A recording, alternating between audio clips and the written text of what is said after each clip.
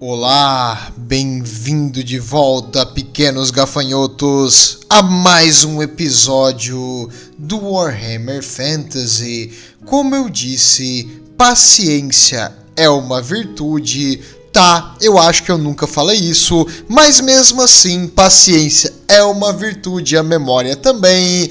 E hoje nós vamos conversar sobre a Terra mais oriental do mundo do Warhammer Fantasy, claro, centralizando no Império e partindo dessa direção, na fronteira mais a leste, onde o Sol nasce, fica a terra de Nippon, uma terra pouco explorada e conhecida pelos homens do Império. Então, a base e o conhecimento das coisas que acontecem lá são bem difícil acesso e não há muita informação disponível a nós sobre essa terra longínqua de Nippon.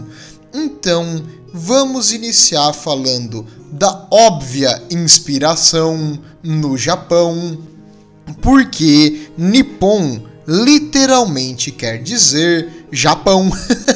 Então, a tradução literal é Japão.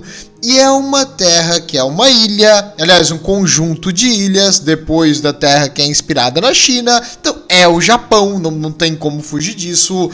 Eles têm samurais, eles têm ashigarus, que são unidades dos japoneses na época da Sengoku Jidai, que é tipo a guerra civil que aconteceu ali, meio que a idade média deles. Então, é tudo muito fortemente baseado e inspirado em mitologia japonesa, claro, com um toque do Warhammer Fantasy.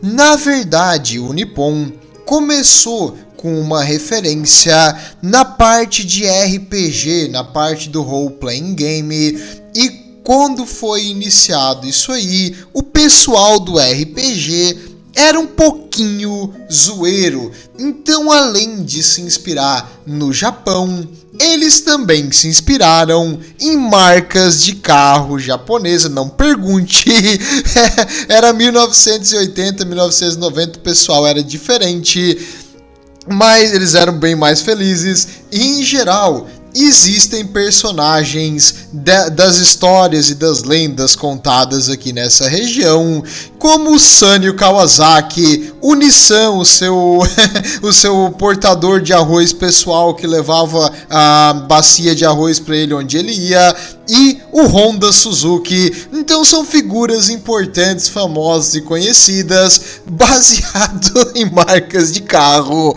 Não dá para levar a sério isso aí.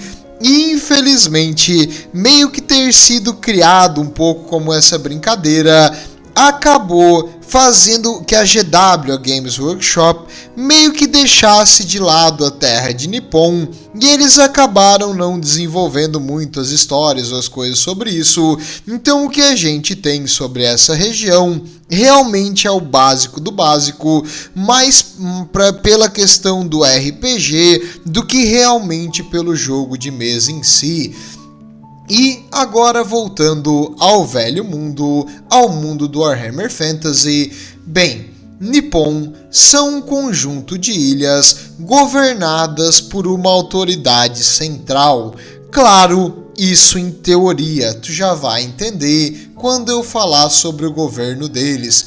Essa região, ela não é isolada do mundo, porque eles possuem uma grande marinha, e essa marinha eles fazem comércio com elfos, com o pessoal em Cathay, com a Indy e esses locais. Claro, é muito mais fácil para eles comercializar nessa região do que atravessar meio mundo para ir para o Império, mas existem niponeses, sim, o nome deles são niponeses, em regiões como a cidade mercantil livre de Marienburgo, e existem niponeses em Ultuan, na terra mágica dos elfos, onde só quem é convidado e vai junto com os elfos pode entrar. Então já começou com o pé esquerdo aí, Nippon, já não gostei.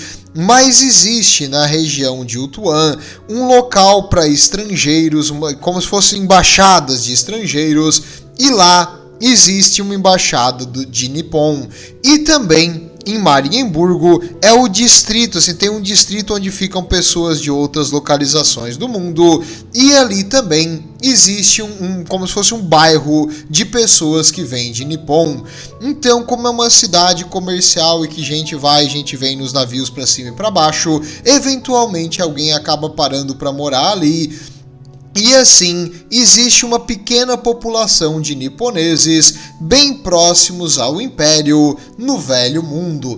Mas em relação às ilhas onde eles vivem aqui, o que acontece lá e como funciona a vida e a civilização nesse local tão longínquo? Bem, a sociedade em Nippon é dividida entre quem manda e quem obedece. Isso é básico, isso é a sociedade sempre. Mas eles são seres humanos, né? Normal isso. Quem manda são os samurais. Samurais, mais uma vez, copiando da história japonesa, mas até é um nome legal e é um conceito legal e umas armaduras massa, então tudo certo. Mas eles são samurais, eles são guerreiros. Samurai é a palavra em japonês para dizer guerreiro, então eles são guerreiros. Eles sempre treinam desde bem novos na questão da arte da guerra e eles têm um conceito de honra. Como assim? Um samurai não pode lutar com uma arma de longa distância, por exemplo, um arquebus, uma arma de pólvora, porque eles acham que isso vai ferir a honra. Um samurai não pode utilizar coisas para distrair o inimigo ou enfraquecer o inimigo, como veneno, por exemplo. Então eles têm alguns conceitos de honra. Uma exceção para a arma de longa distância é o arco, porque o arco pode ser considerado uma arte, não é fácil tu atirar com um arco, tu tem que treinar anos e anos e anos para ser habilidoso nisso aí. Então, como é uma arte e uma arma, não é só apontar e puxar o gatilho como uma arma de fogo. Nesse caso, alguns samurais acabam utilizando o arco e flecha, principalmente quando montados.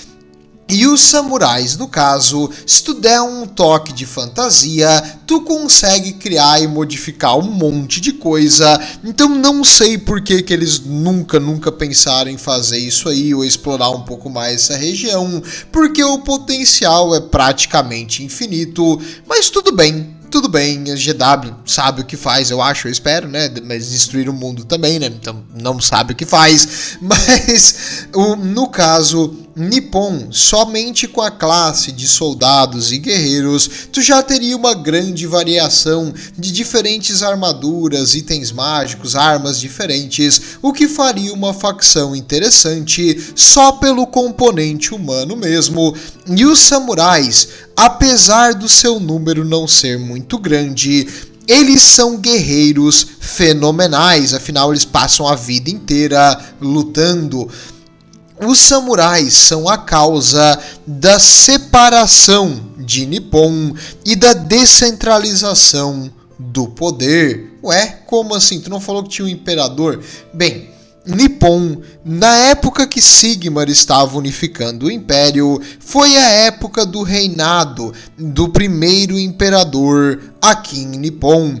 Ele era um imperador guerreiro e ele conseguiu unir todas as ilhas e todos os povos de Nippon sobre uma bandeira.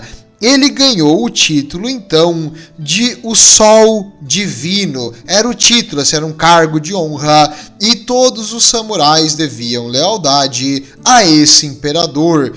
Porém, aproximadamente no ano 12, no calendário imperial, o imperador de Nippon morreu, e depois que ele morreu, ninguém mais conseguiu unir todos os samurais em um propósito só. Existe a família do imperador e eles são aceitos como, eles têm um certo status, mas eles não mandam. Quem manda são os senhores e samurais locais, e os samurais mais poderosos mandam nos mais fracos, e geralmente o samurai tem o direito de contratar mercenários, recrutar milícias e recrutar outros samurais sobre o seu comando.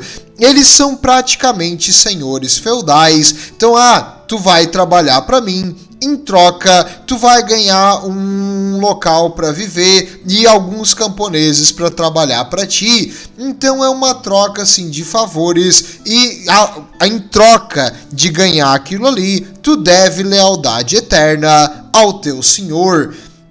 Praticamente o mesmo esquema do sistema feudal na Europa na Idade Média. Então, depois que o primeiro imperador morreu, a terra foi totalmente separada em grupos liderados por guerreiros locais, um querendo mandar mais que o outro. O que tu acha que isso aí vai gerar? Se tu falou guerra civil, parabéns, você acertou.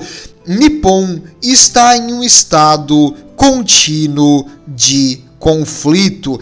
Um samurai não vai com a cara do outro, ele vai lá e derruba o copo de saquê do outro, o outro olha pra cima com o olho assim meio puxado, aponta o dedo e diz: você desonrou minha família, e eles começam a duelar ali no meio do nada. Então os samurais estão sempre se matando e se enfrentando, porque eles têm o conceito que, imagina, tu treinar desde novo em combate, tu vai achar que tu é indestrutível, tu vai achar que tu é o melhor de todos, e tu vai enfrentar um e ganhar. Nossa, agora sim que tu tem certeza que tu é indestrutível e o melhor de todos, até o momento que tu vai encontrar alguém melhor, mais forte, mais habilidoso que tu, que vai te deixar no chinelo, e em Nippon, geralmente quem perde um duelo morre. Mesmo assim, eles continuam brigando e lutando o tempo todo, o que gera uma extrema instabilidade e impede que Nippon cresça e domine outras regiões. Por um lado é bom, porque aí eles ficam mais isolados nesses conflitos internos. Por outro lado, para as pessoas que vivem ali, é terrível. Imagina, tu hoje está trabalhando para um samurai, certo? Beleza, o teu trabalho é colher arroz, secar o arroz e levar o arroz para o depósito. De repente, o samurai que tu trabalhava morreu lutando com outro. Esse outro samurai fala: não quero vocês aqui no arroz, já tenho arroz suficiente. Eu quero que vocês vão trabalhar numa pedreira lá no final de onde Judas perdeu as botas. Tu passa a casa do senhor Miyagi, dá um tchauzinho pra ele, tu vai. Tu chega lá na pedreira e aí começa a trabalhar ali de sol a sol, carregando pedra e quebrando pedras para construir o novo castelo desse samurai maior do que o antigo, até que de repente aquela pedreira que tu trabalha é atacada e agora tu não mais trabalha para aquele samurai, mas trabalha para outro, e ele quer que tu continue fazendo a mesma coisa porque ele também quer construir um castelo. Então a tua vida é uma incerteza. O camponês aqui na região de Nippon, eles sofrem bastante. Uma hora eles podem ter uma vida livre, outra hora eles podem ter uma pequena fazenda, outra hora eles podem ser um escravo. É bem difícil de saber o dia de amanhã na região de Nippon. Em geral, os camponeses, eles meio que delegam, eles dão a responsabilidade de proteger as terras e proteger o local aos samurais. Os samurais têm a responsabilidade de proteger os camponeses. Às vezes, é necessário levantar um exército de camponeses e milícias. Essas milícias são chamadas ashigarus. Os ashigarus nada mais são do que camponeses que vão lutar em nome do seu samurai, porque ele mandou, e tu não vai dizer não, né? Não, ele tem a espada, ele pode cortar no meio, tu melhor obedecer esse cara.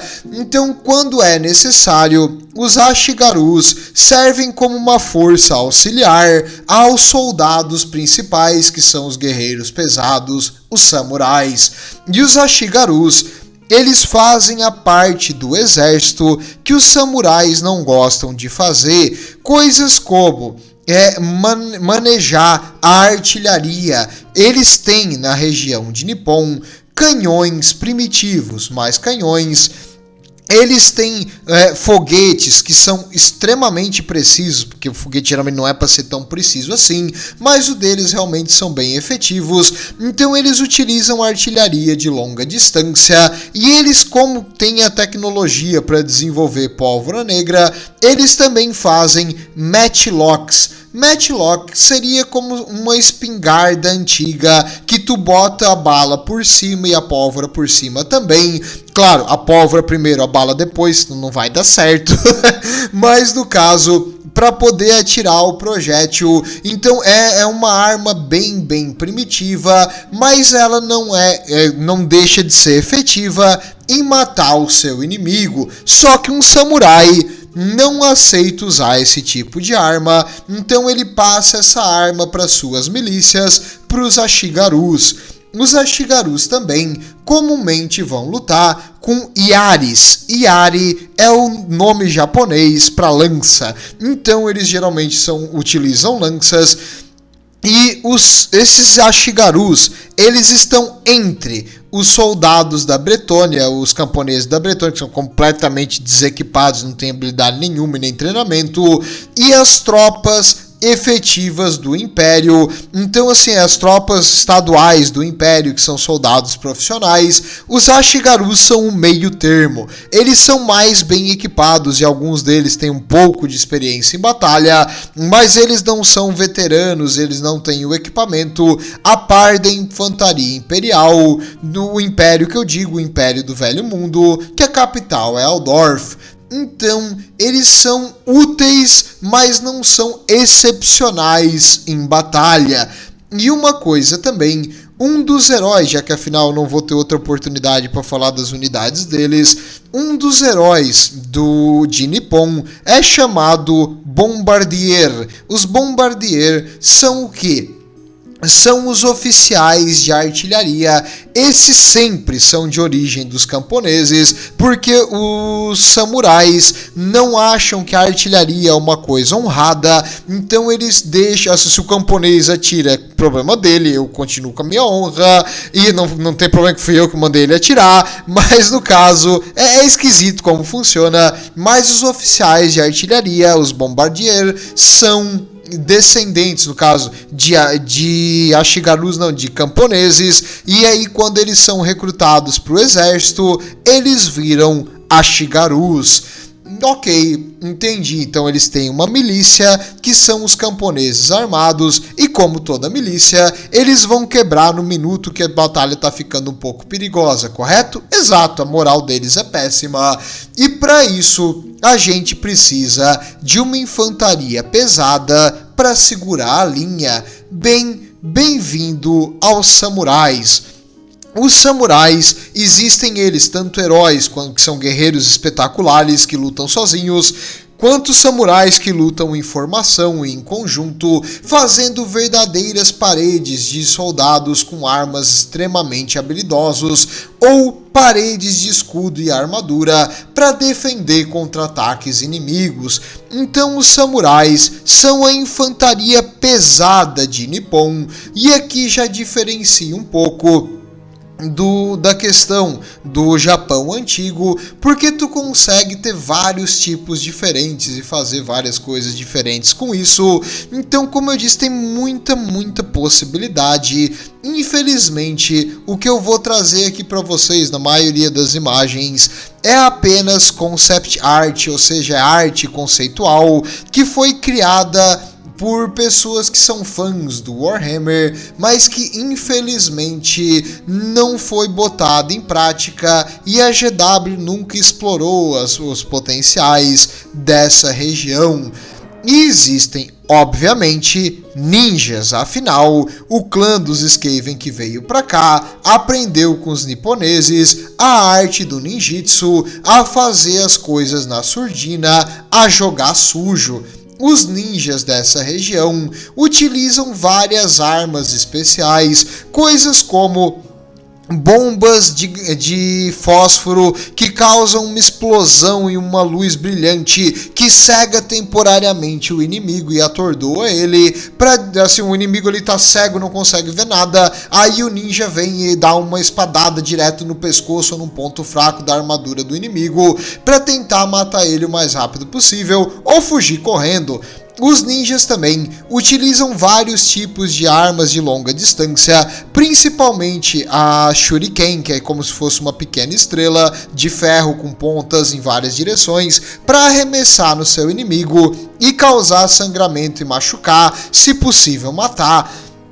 Então eles utilizam várias armas que os samurais consideram desleais. Eles utilizam táticas como se esconder e atacar o inimigo pelas costas, também extremamente desleal. Então um samurai que se preze não aceitaria ser um ninja, mas eles entendem que as habilidades dos ninjas, às vezes uma faca pode ser pode ter mais potencial destrutivo do que um exército. Então, assassinos ninja são muito frequentes. Digamos, tem um samurai que está recrutando vários outros e criando um exército, virando uma ameaça a outros samurais próximos. Só que ele é muito hábil em batalha e ele já matou vários outros que foram para lá para acabar com ele. Então o que tu faz? Tu contrata os ninjas vão assassinar ele quando ele estiver dormindo, beleza, zero de problema,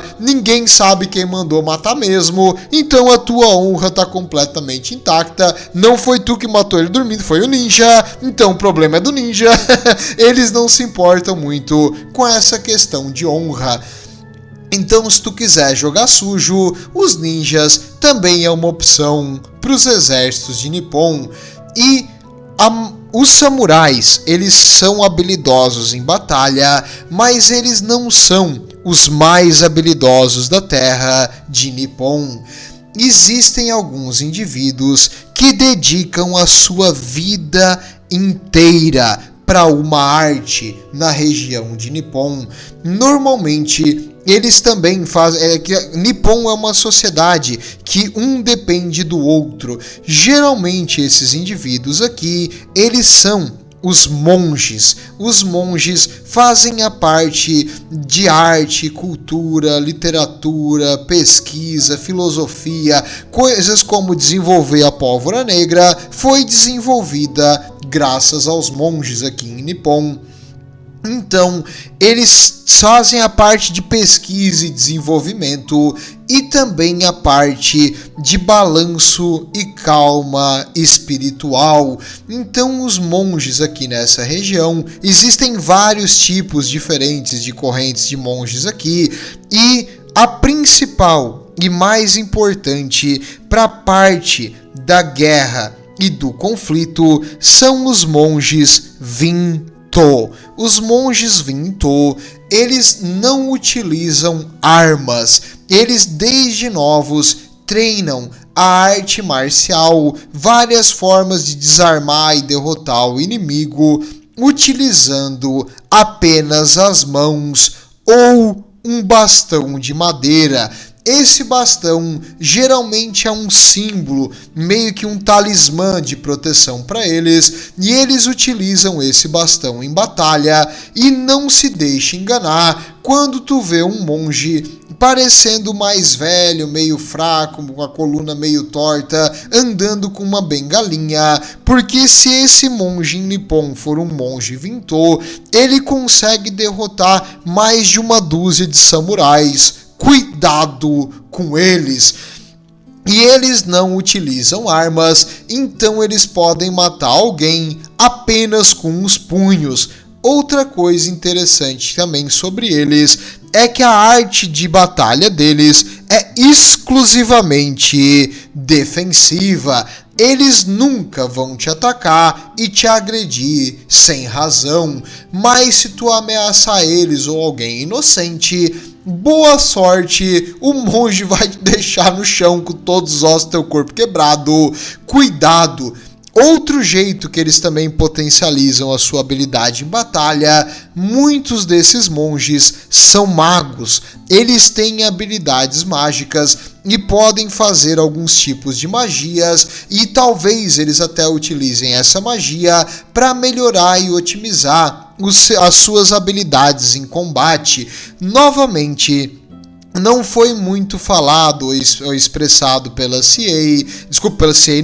pela Games Workshop, sobre as coisas, sobre cada pormenor aqui de Nippon, mas é muito provável que eles usem a magia junto com as suas habilidades marciais para causar ainda mais dano nos seus oponentes. Claro, sempre defensivamente. Uma coisa interessante também sobre os monges de Nippon é que eles cultuam várias entidades, e algumas dessas entidades deles, uma delas eu tenho certeza, é um aspecto de Zinti. Então, uma terra onde todo mundo está sempre se enfrentando, a situação muda de um dia para o outro, tu nunca sabe o que vai acontecer amanhã e o destino é incerto.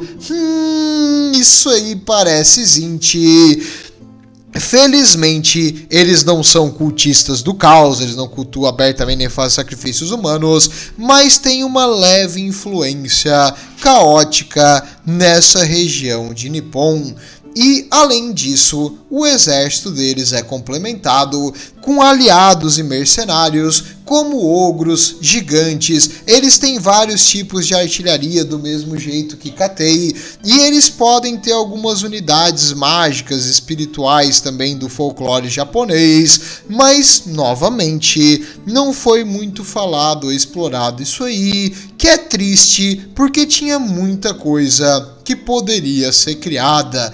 E falando nas coisas que foram criadas, uma delas são os cachorros do templo. Os cachorros do templo, eles são figuras de pedra animadas, eles ganham vida tanto em forma de cachorro quanto em forma de leão. E essa cavalaria monstruosa é bem semelhante àquela encontrada em Katei. Isso é de certeza que eles possuem, e muitos samurais utilizam essas criaturas como montaria. Então imagina um soldado fortemente armado e com uma armadura reforçada, que treinou anos e anos e anos em combate, vindo montado no maldito leão de pedra. É meio difícil de lidar com isso aí. Ainda bem que, felizmente, eles passam mais tempo se matando do que atacando outras facções, senão Nippon realmente iria ser uma ameaça para vários povos do mundo antigo. E falando em ameaças, é relatado que existem criaturas semelhantes a dragão, só que com um corpo mais serpentinoso nessa região também. Novamente, muito disso é especulação e infelizmente não temos assim confirmações oficiais, mas tem várias coisas que podiam ser criadas aqui, os espíritos dos japoneses, os kami, essas coisas, ia ser uns negócios legais, mas infelizmente foi deixado para trás. Então tem potencial inexplorado nisso aqui, só que eu acho que a GW não gosta de ganhar dinheiro, ou simplesmente o pessoal do Warhammer 40k não gosta muito do Fantasy e prefere o 40 mil. Eu vou dizer, cara, o Fantasy tem mais potencial em história, principalmente para RPG, do que o futuro, mas tudo bem, cada um com as suas preferências. E falando em criaturas mitológicas e bestas, existe uma besta também bem detalhada, que são os Kirin. O Kirin, eles são semelhantes a unicórnios. Eles possuem um chifre no meio da testa, e esse chifre prateado, ele absorve e reluz os raios e trovões, porque essa criatura voadora, ela flutua nas tempestades, navegando nas nuvens, absorvendo raios e eletricidade. E quando um herói aparece no povo de Nippon, uma criatura nobre dessas geralmente faz um pacto com ele, não um pacto falado, apesar deles serem extremamente inteligentes, mas eles reconhecem o valor daquele herói e apenas os maiores dos maiores em Nippon já montaram essa criatura mágica voadora e que consegue empalar um inimigo no seu chifre. Então é a montaria dos maiores e legendários samurais, os Kirin. E imagina só, cara, o potencial que teria isso aí no mundo de fantasia misturado com mitologia japonesa. Tu poderia criar muitas coisas legais, mas ainda mais que tu adiciona ali magia do caos, mercenários ogros japoneses, cara, ia ser um negócio diferente. E a criatividade deles se limitou a uma unidade especial que eles têm, chamada Kamikaze. Ora, que criativo! Como é que funciona essa unidade Kamikaze? Bem, é um samurai que decidiu que morrer em batalha é a maior honra que existe. Ele vai botar um monte de pólvora ao redor do corpo, geralmente num barril nas costas. Ele vai sair correndo na direção do maior número de inimigos que ele puder. Geralmente eles vão lutar em uma formação, e quando ele encontra o inimigo, ele sai correndo, lutando com os inimigos num duelo um por um, para tentar ir mais fundo e mais fundo na formação inimiga. E quando ele tá bem mais pra frente, no meio dos inimigos, ele vai detonar aquela pólvora armazenada no barril nas costas e explodir o máximo de inimigos junto com ele. Então, é uma tática suicida e que às vezes funciona. Também alguns kamikazes já foram amarrados em foguetes, assim como os goblins que se jogam para tentar se jogar no inimigo. Eles fazem a mesma coisa com o foguete, tentando levar o foguete no local onde vai causar mais dano e morrendo no processo, meio que cada um com a sua onda. E existem alguns samurais, então, que optam por se matar em batalha, levando vários inimigos consigo. E isso aí foi o ápice da criatividade na terra de Nippon. Bem, infelizmente, meus amigos, o conteúdo do fantasy dessa região é pouco e bem escasso e difícil de encontrar. Então, é isso que eu tinha para trazer sobre essa terra do Oriente. Infelizmente, um potencial que podia ser mais explorado, e espero que, graças ao sucesso do Warhammer Total War, um dia eles voltem a visitar essa região. Tudo de bom e estejam com Sigmar.